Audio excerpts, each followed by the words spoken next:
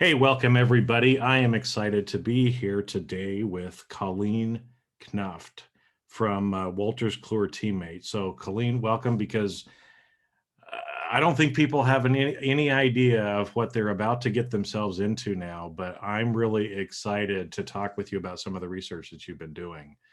So maybe just introduce yourself and let's start talking a little bit about the research, and then we'll just jump in and have a conversation here, because I know from what we've talked about already, some pretty interesting results. Sure. Thanks, Jason. Yeah, so I head up the global product management team for TeamMate at Wolters Kluwer. And I started my career as an internal auditor. I worked for a life and health insurance company, and I bounced around a little bit. I started off as like the baby junior auditor inside the department. It was, a college grad.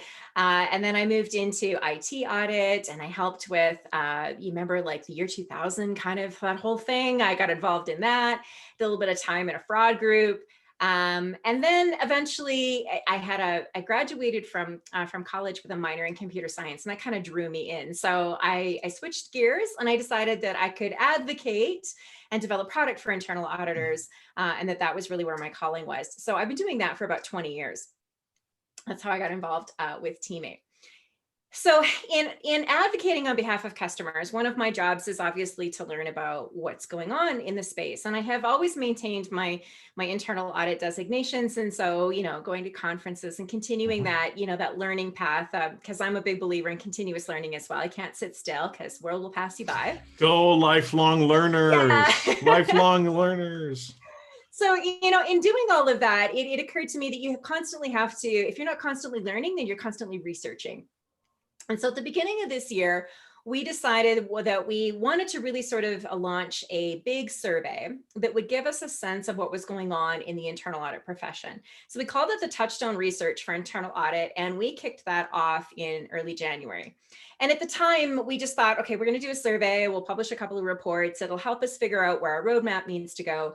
But it was kind of amazing. It sort of expanded and grew much bigger than we anticipated that it would. And it's not exactly like it's a quick and dirty kind of thing to take. So it's an 89 question survey. And when you're all done the survey, you will get back a map to where your organization sits on a maturity model that we have developed. And then you also get a set of benchmarks. So you'll understand how your team performed against the full survey results, your industry, your geography, and your team size. So, that information can be used to sort of benchmark, where you are at this point in time. The really unique thing, and the reason we've kept it open so long, is we had about 600 responses by early March, so the very beginning of the pandemic. And so we thought with 600 responses, we knew where the trends for the next 12 to 24 months were going to go with internal audit. And then as March rolled out and we went into April and teams all moved to remote work and trying to adjust their audit plans and going through that whole exercise, we just saw these results shifting significantly. And so we kept the survey open because it's just been this interesting study on, what you think you're going to do versus what you're actually going to do when something, significant in your world changes. And so the study itself is actually still open. And to date, we have over 1,100 responses from internal audit teams in over 120 countries. So it's pretty broad-based. It covers 13 sort of operational components or work processes across internal audit. So we weren't focusing necessarily on tool usage, which some people might think because, I do represent TeamMate, but rather the processes and the methodologies that internal auditors are doing in their day-to-day lives. Well, so this is because I want to get into some of those things, right? Because again, like you said, you guys, from March, you had a pretty good, 600 people, pretty good data points to be able to help you see what's happening. And then this little thing happened, right? And suddenly the world shifts. The world shifted hugely. Surprise, surprise, right? All of you Yeah. auditors out there, you should have realized this, right? Once the forces change like they did back then, things are going to be different going forward.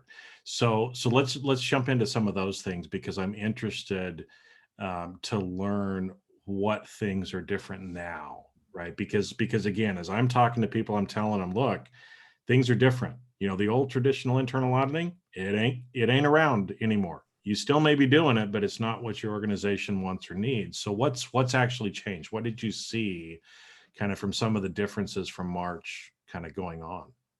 So we saw a couple of really interesting shifts. So if you look at the totality of the results right now, there are three major places where teams are making methodology change. So one is in continuous risk assessment. Well, that got launched. That was like not really all that important, except in a couple of industries prior to March. And then suddenly everybody had to do it. And I think when you thought through this, like this labor intensive manual process that so many internal audit teams go through, to create a risk assessment that informs an audit plan. And then you're being asked to like change everything. You're still going through that labor intensive manual process, except you don't have access to management the same way you did before to ask all your questions, right? Like you can't do that because they're busy doing other things. They're trying to make sure that the company is still operating. So there was a lot of sort of shifting and adjusting and a lot of realization by teams that this idea of an annual risk assessment, so 64% of the Touchstone respondents say they do an annual risk assessment. In tools like Excel, well, 64% of people said they did the risk assessment in Excel as well. Now, that's not the same 64% that we're doing annual, so not causation, maybe a little bit of correlation. But they realized that the tool set isn't all that dynamic and it's not, you can't feed data in quickly to that. It's very manual. People were stepping over each other's, toes trying to get in there and update things, not really working. So adopting a continuous risk assessment process has certainly jumped up to be sort of that number one thing that teams want to do. The second thing, which is a huge thing, right? yes. I mean, it's huge because for so long, internal audit has been ingrained in, we do an annual risk assessment. We base an annual audit plan or sometimes 3-year audit plan, right? Yes. Off of this big project that we do. We spend 2 or 3 months doing it. So again, think about how efficient you're really being if you're spending 2 or 3 months doing your annual assessment. It's 2 or 3 months less of work that you're actually performing, right? Yeah, and you're right. That average is about 3 months. It's 2 to 3 months. Yeah. Yeah, it's 2 to 3 months. 3 months is kind of the average. And then the other thing that I think a lot of internal audit teams are starting to realize, and I think they knew it before, but it's really come to light, is that they get that plan approved and then they just move on to executing and they never look back, right? Like they don't reevaluate. They just, so by the time you get to those audits, like towards the end of that audit plan year, like you're basing that on data that's 15 months old. Nowhere else in the business would you base decisions on data that's 15 months old. If you would not be in business any longer. Yeah, that would be very true. And I think the other piece of feedback that a lot of them were getting is that, if you're walking into a business unit and you're like, I'm here to audit this based on this data, they look at you like you're crazy. And then they're not terribly helpful and they're not terribly forthcoming with information because they're not seeing the value. So they're treating you a bit like a nuisance, that, one of those necessary things that has to happen, but they don't expect to get a whole lot out of it. And I think that kind of leads into the second finding a little bit, which was around adopting Agile principles. So the Agile audit movement, we knew in January and February, that was a big thing in Europe and for financial services and some bigger customers in North America. When we were talking to customers and participants in Asia-Pac, nobody was talking about Agile audit. It just wasn't a thing. We've seen that shift dramatically. Even now in Asia-Pac as well. Yeah, even in Asia Pacific, that thinking has shifted a lot. And when you dig into the data, it's generally around 3 things. So one is they're not very quick to respond, right? So if you think about Agile principles, right, chunk the work into smaller pieces and tell people that has to be transparent and tell them what you're learning as you learn it. And that allows you to pivot and it also allows the business to start taking action on things as soon as they know about it. And as we moved, early stages of the pandemic, a lot of the feedback that these teams were getting is, I don't have time for you to go off and do a 3 or 4 week audit and tell me what I need to change as our teams go remote. Like I need to know as you find it. I need to know what you're finding as you find it, even if you're not 100% confident on it. It's like, hey, I think I found something here. Let's have a conversation about whether we need to do more testing or whether or not this is something that needs to be addressed. So that transparency with the business, the agility and that frequency of updates of responding back to the business and letting them know what you're finding, and then leveraging some of the work that other teams were doing, right? Those were sort of 3 kind of things that really kind of came out of those Agile principles.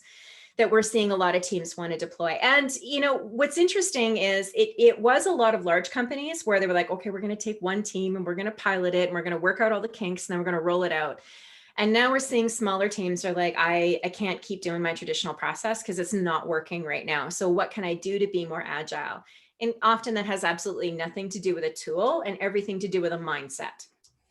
Well, I'm going to kind of clap right now because I'm so happy that I'm hearing this, right? Because I've been telling people for a long time to get away from the annual kind of stuff and all the time that we're wasting, because I see these two actually kind of connected, right? Yeah. If all of a Well, they sudden now, absolutely are. if all of a sudden now you realize, hold it, I can't spend 2 or 3 months planning my annual audit and then have a static audit plan for the whole year. I need to now change my methodology completely to agile, which again is, I'm smiling.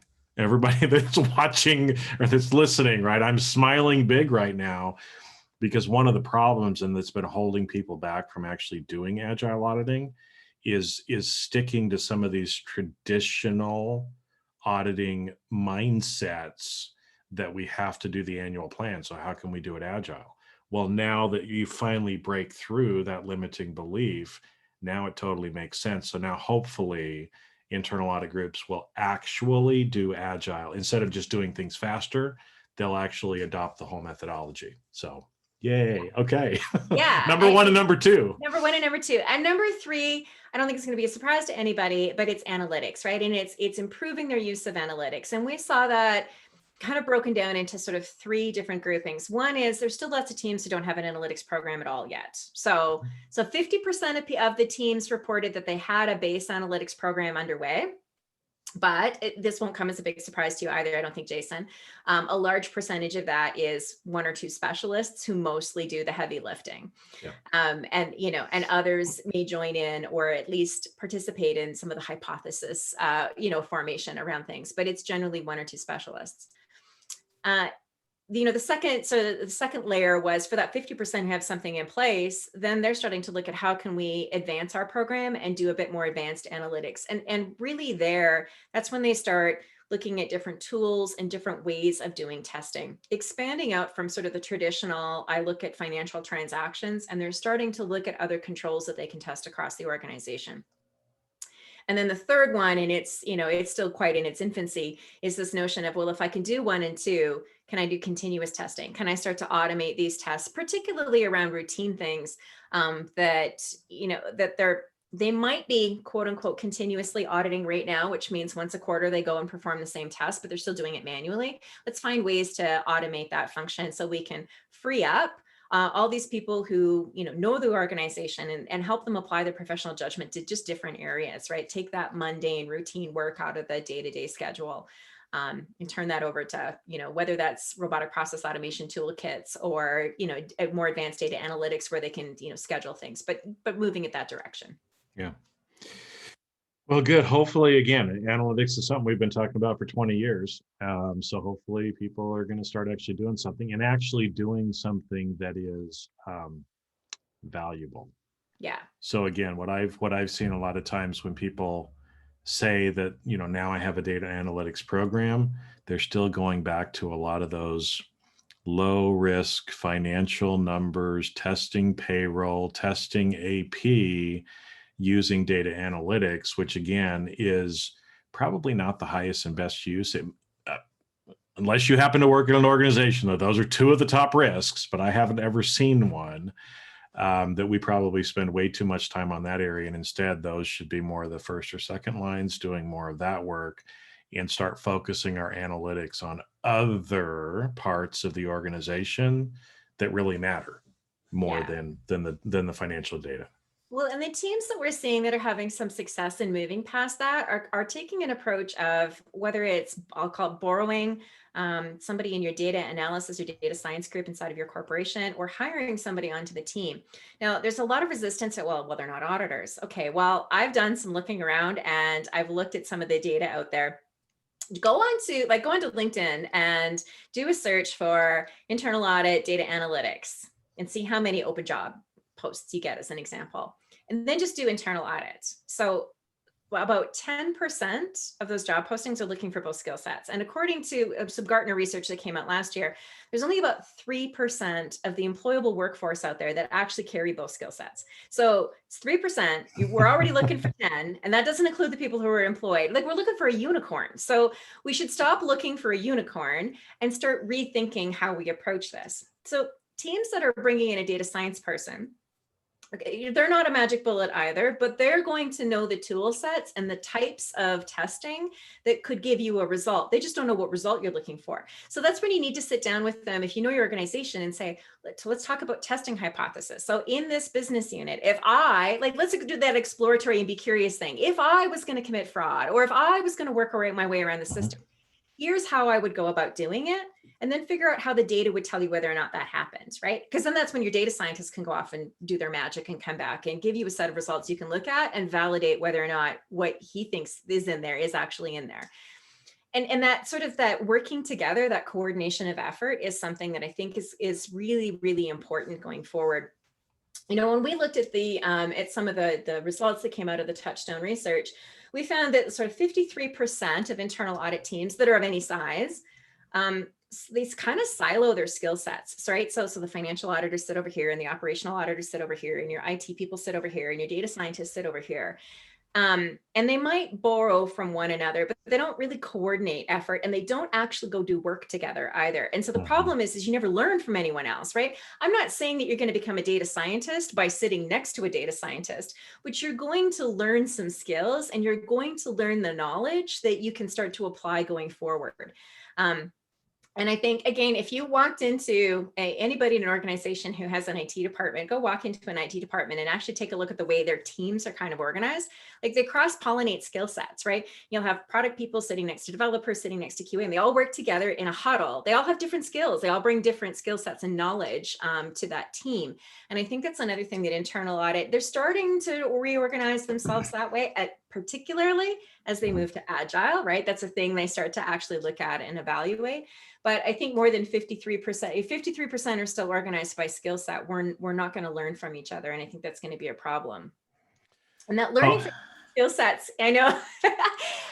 Well, because as you know, one of the numbers I just want to highlight again for everybody who's listening, for your benefit, okay? Because a couple of those numbers I think are huge for people to consider, right? And again, I mean, we talked about at the beginning, we're lifelong learners. We love doing this stuff, right? But here's a big opportunity, folks. So if you know, what you said was that only about 3% of the workforce has internal audit and data analytic skills combined. So both of those skills in the same person, only 3%. But there's market demand for at least 10% of the job postings that are out there. So here's a little tip, folks. You want to up-level your career, start learning about data analytics. Go take some training. As a matter of fact, I know a little training company called C-Risk Academy where we have lots of data analytics courses, right? So here's an opportunity. If there's a big gap in the job market, you want a different job, you know already there's a 7% gap in those internal audit. And I know from talking to chief audit executives, they have a hard time finding those people, right? Yeah. So if you want to invest in yourself now and go get one of those other jobs, because this is only going to get more important as we move forward too.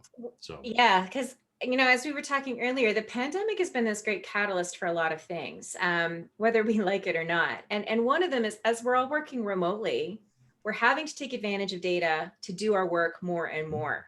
And so teams that don't have anybody or any skills in that area are struggling.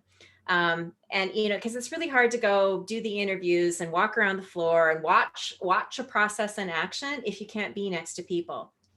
And so the data is really where you're going to have to go to determine whether or not the way the process was described is actually working that way. You know, are our transactions actually secure, safe, are controls being followed? You know, are there more workarounds around the system than actually go through the system? You can tell that from the data, but you need to know what to look for in the data, and you have to be able to analyze it. So I think those skill sets are going to become really important, and a lot of internal audit teams are really going to have to up their game around their analytics play, or I know you've mentioned it before. I worry too, to some extent, that as we continue to move through the pandemic, if we're not able to actually bring value to the organization, because we're not analyzing the data and we're not identifying these weaknesses, and it's the business that's finding them through, something blowing up, we have the potential to be outsourced or Yeah. replaced. What do they need us for if we're not catching it? Right. Yeah. Well, I think another statistic that kind of, if people weren't thinking about it before, that they do need to start thinking about it is the second sort of insight. There's, well, 2 and 3 are related, but we looked at the importance of 18 different activities, the importance to the organization, and the importance to the audit plan. So how they stack up on the audit plan. And there was a really strong correlation of IT related activities and IT related risks, way more important to the organization than they're getting attention on the audit plan. And the reason I say it's a double-sided coin is, for most teams, they're spending way too much time on compliance activities. And because they're spending so much time on compliance activities, the initial reaction is, well, I don't have time, or I don't have as much time to spend on IT related risks. But when you dig into the research a little bit deeper, there's a couple of other things that come out that make you sort of question that it's all about time and, and capacity. So one of them is that when we took a look at, asking some questions around, if the organization came to you with a request and it was more IT related, to put it on the audit plan, what would your approach be? And 51% said they change the scope of their audit plan to not include it, or they purposely avoid it in their audit plan, 51%, because they know they don't have the skills to conduct the work. So, that we're still digging into the research much deeper to see if there's a stronger correlation. But I come back to things like knowledge bias, right? And so this is not, fully disclosed in the research, but just looking on the surface, it's like, so 51% will change the scope of their audit plan to just meet the needs of their team. And 31% will consider outsourcing. So if you came and said, oh, I need this, instead of saying, no, I don't have the skills to do that, you'll go, okay, well, I'll try to co-source or outsource or find someone to do that. 18% will look internally inside the organization for a subject matter expert who can help them, or if they have an open head count or the ability to have an open head count, they will go look for the skills. But 51% will just avoid it. Well, and I think problematic too. It's huge problematic, right? Because, again, a lot of people are saying, well, the organization isn't listening to me. They're not valuing me. I don't, they don't think I'm relevant. Well, folks, here's the numbers, right? If 51% of internal audit departments, if somebody comes to them and says, can you help me with this? And they say, nope, can't do it. Not going to include it on my audit plan. Already you're shooting yourself in the foot, right? Because if 50% of the requests that you get, you say, nope, not going to do it, can't do it, people are going to quit asking and they're going to go to somebody else. And that makes you less and less and less relevant in the organization. So that's a shocking number. At least 49% are trying to do something about it. Yes. But if you're on that 51% that's just creating an audit plan based on your current competencies, then kind of shame on you, and not to shame you, but come on, folks, we can do better. We can do better than that. Yeah, and I think that leads into that conversation around the digital skills, right, that we're also seeing a bit lacking. And some of our behaviors, again, are kind of addressing that. So, and I'm sure if you went out and if you looked at, like, I'll call them more senior positions, it doesn't have to be a chief audit executive, but some of the more senior positions inside of an internal audit team, what's the number one certification or criteria that you see listed on an internal audit job? CPA. Yes. It is. Like by a long shot, right? Like they win the race every single time. And so what we found through the research is we looked across these 1,100 organizations. And one of the questions we asked was about designations of your chief audit executive. So then we sliced and diced the information. So 48% of these internal audit teams are led by someone who's a CPA or has an accounting background, because globally it's not always a CPA, but an accounting background. And then when we looked at the correlation, so we, because we can dice the data. So then we looked at the correlation of that same mapping. And then we see that, regulatory compliance activities, risk culture, corporate financial management, like off the charts as far as importance on their audit plan, because that's where our knowledge is, right? That's what I know. That's what I'm going to focus on. And, areas like cyber vulnerabilities, data governance, data privacy, cloud solutions, even getting into things like third-party ecosystems, which isn't necessarily an IT risk, although there's a lot of IT risk associated with it, they're really pushed aside. And when you think about what gets you in the news these days, those things I just mentioned are generally the risks, right, that get you in the news these days. And then we looked at the data and we looked for chief audit executives that had an IT background. And it's only about 10%, but a lot of those IT risks are much more in line with where the organization places importance. They're doing less regulatory compliance work. They're doing less, corporate finance work. And if you go and have a conversation with some of those CAEs, they're more likely to come back and say, well, we have second line functions for that. So when we do look at how the second line functions perform their work around regulatory compliance, but we have compliance teams who are largely responsible for that. So if they're doing their job, then we just have to, sort of monitor and make sure that what they say they're doing is what they're doing. And I can actually go tackle, these IT type risks inside the organization, which are going to be much more relevant to the organization as a whole. Followed on by looking at those digital skills, right? When you look at the job applications or how they prioritize them when they go to look for new staff, those skill sets are way at the bottom of the list. And unfortunately, I think that just continues to contribute to this dichotomy. Well, and it's interesting because, like you said, I mean, people may be familiar with confirmation bias, but like you said, this is kind of a knowledge bias in that because we know it, that's where we tend to focus our attention. But again, just because that's what we know or what we're comfortable with doesn't mean it's actually the biggest risk to your organization. So we probably shouldn't be working there anyway. And in fact, because I've worked with people within an audit for 30 years and outside, in different, and the biggest complaint that I get from people outside of internal audit about people in internal audit is, why do they just duplicate what I am doing? So you get somebody like a compliance function and they're like, why does internal audit just redo all of the work that we just did? This doesn't make any sense. It doesn't make any sense. So stop it, right? Just help audit that second line. Just make sure, know what they're doing, but focus your efforts on some of these other areas that are much more important. So it's interesting because I know, as we kind of wrap up here, because time starts getting away from us.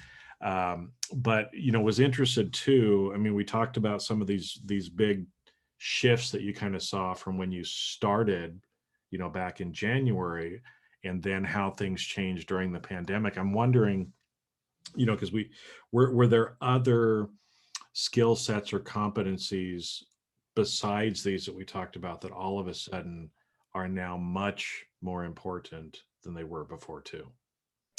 Yeah, I mean, data analytics is the one that kind of jumps off the charts at us as being important because it fits into that top 3 methodology changes as well. But, since everyone's had to work remotely, we're looking at how can we access data? How can we automate some of this? How can we analyze, all of this, all of the processes and data and all the information that we're pulling in? How can we actually leverage data that's created by other parts of the organization? There's a couple of things that come to light. One is a good understanding of just your corporate systems and the data flows between them, which it doesn't mean you have to be an IT expert, right? Like if you understand processes and stuff, it's about documenting, like what systems do we have in our ecosystem? What feeds what comes from what? Where do we have API connections? Are they exposed to the outside? Are they not exposed to the outside, right? What is an API connection? Exactly, If you right? don't know that, then yeah. And I think like that's one thing that comes to light, because if you understand them, you might actually start using them yourself. So we talked about continuous risk assessment. There were a couple of points that a lot of teams realized, like their ERM system or their ERM, staff, their department are generating data. So why aren't we using that? It doesn't mean you have to fully use it to base your audit plan off of, but it's an influencing point. And it generally tends to be a bit more current than our audit plan. So can we pull that data in for analysis? Can we pull in other data points that might make up a risk assessment formula from an ERP system or some other system? So like, let's take some of the manual stuff out of it, but you need to understand what an API is in order to use an API and understand what data you want to pull into there so that you can start to influence that activity. The other skill sets that we see coming up are the use of RPA tools. So more and more departments that I'm talking to are at least exploring the concept. And they might look at it from two different angles. One is, my company is using more RPAs to do things. So do you know how to audit them? Do you actually know where the risks are and where they, how they're using them and what you need to look for? But the flip side of it is, can I be using them? Can I actually use an RPA tool to influence part of my work, automate part of it, go get data for me, those kinds of things. And so that's another tool set that we see companies wanting to explore. And of course, there's a bunch of them out there on the market. Some of them don't require a lot of, I'll call them truly digital skills. Others require more. But exploring those. And again, when we talk about continuing education, so I'm still an internal auditor, still have my designations. I could still go out and do that work if I really wanted to. But one of the things that I realized kind of as I was going through all of this as well is it's important for those skill sets, everybody to have a base understanding of what those skill sets perform. And, you talked about Seabrisk Academy, but there's all kinds of relatively inexpensive learning opportunities. I know last fall I took a Python class. I don't think I'm actually going to develop in Python. It just makes me dangerous for my development team because I now know what questions to ask, what it's capable of, and I can explore those concepts in a lot more detail. So I'm not scared to talk about it anymore. I'm now really curious about it. Well, what about this? What about that? And I think internal audit needs to embrace that curiosity, right? So yeah, I don't think that you're going to go off and create Python scripts that are going to, automate your process entirely. But if you understand what they're capable of, then you can have a better conversation with the people that are using those. If you're a corporation, or if you're, in public sector, if they're starting to be used to, internally as a way to automate work or, to do some of these artificial intelligence activities, you'll know what kinds of questions to ask. Well, it's funny that you bring up Python, because actually we were talking about that as one of the courses for Seabrisk too. Is we actually have somebody who would do like a Python scripting course for use in data analytics and some of the stuff like that. And we thought, well, people probably aren't quite ready for that yet. But it's, again, if you don't even know what Python is, right? Yeah. This is where, again, folks, it's not, and move away from the old CPE mindset of I've got to have 40 hours a year and I've got to check the boxes. You don't need 440 hours. You need 400 hours a year to stay current in today's marketplace. And you don't have to be an expert in everything. But again, especially some of these areas that we were talking about, right? With continuous risk assessment, you need to be familiar with how to actually do risk assessments.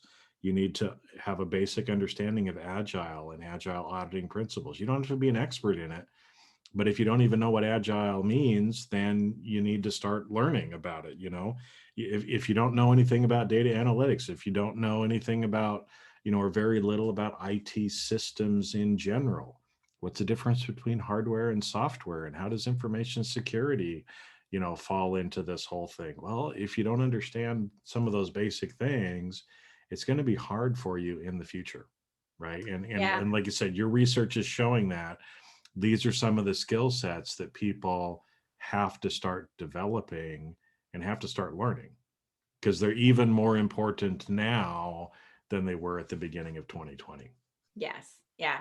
And that base knowledge is enough to get you started in many cases, because once you get over that fear of, I don't know anything about this, and you get a little bit of knowledge and you're at all curious, you'll continue to learn from that, but you'll also know how to ask subject matter experts. And I think that's the other thing that we did see a shift starting to happen in the research results is reaching back out to the business and finding subject matter experts who can help guide them a little bit more.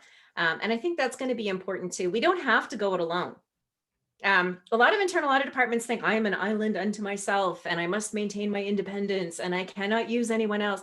That's not entirely true.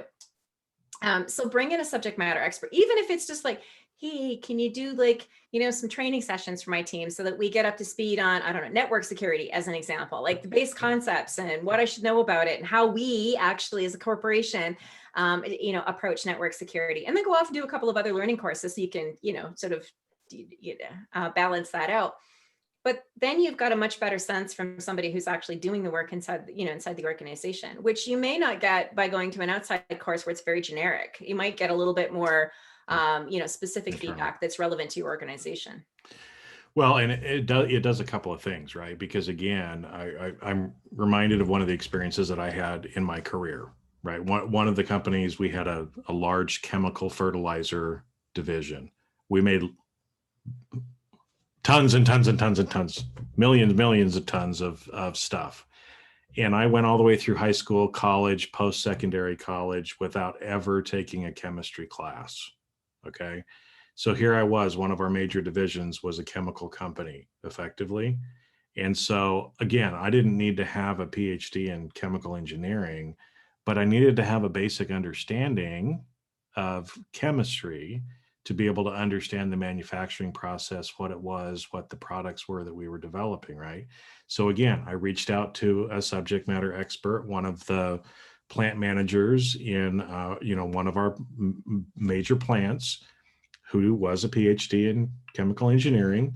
And for a day and a half, 2 days, he took me around, a couple hours here and there, and actually explained to me the chemical reactions, how we were doing this, using that catalyst to split these, molecules to capture them in this other way, and blah, blah, blah, blah, blah, blah, blah, right? Walking me around the plant, explaining to me, showing me how you actually do it.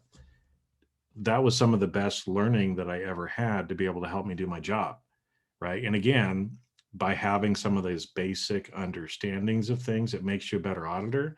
But also, I developed a relationship with that person by hanging out with them for 2 days. You think I ever had a problem with that plant and that plant manager? Absolutely not, because I actually had a relationship with the guy, right? Yeah. Well, and So, relationship building is so important as well. You can't, again, back to you can't be an island unto no, yourself, because you will need the expertise of other people inside the organization to effectively do your job. yep. So go out and find it. Again, whether you take a course, whether you talk to subject matter experts inside your organization or other things, read books, do something, right? Because not taking that lifelong learning approach and just constantly improving yourself and trying to get better, you will get left behind in the knowledge age. And that is the age that we are in right now. So whew, good stuff. We could keep going, but we got to cut it short because I'm sure people have to get to work or they're done with their exercise for the day. So, Colleen, thank you so much for coming on and talking to me today. You've got some data now that I actually do have some data. proves some of the stuff that I've been talking about, and we'll try to, again, we'll link up in the show notes down below too, because you've left that survey open for that way. If anybody wants to go out, continue to do it, and kind of get that benchmarking and kind of where you would sit on that maturity model so that you can kind of see where you're at. It gives you another point of reference, at least, to take a snapshot where you're at now and then be able to decide what you want to do to improve moving forward as well. Yeah, and we continue to share information. So if you Google the Touchstone Research for Internal Audit, you'll find our webpage where there's links to some of the webinars where we dig into some of these topics in a lot more detail, some of our thought leadership, but also a link to take the survey as well. Sweet. Okay, so we'll link that up so that people can find it easily. But thanks again for coming on and for doing the research, because like I said, it's a little bit of a different kind of research project than normally has been out there. So it's kind of exciting. I wanted to make sure that people got to hear the results, and I'm sure they can go download all the stuff off the website too. So thank you. Thanks for having me, Jason. This was fabulous. You're welcome.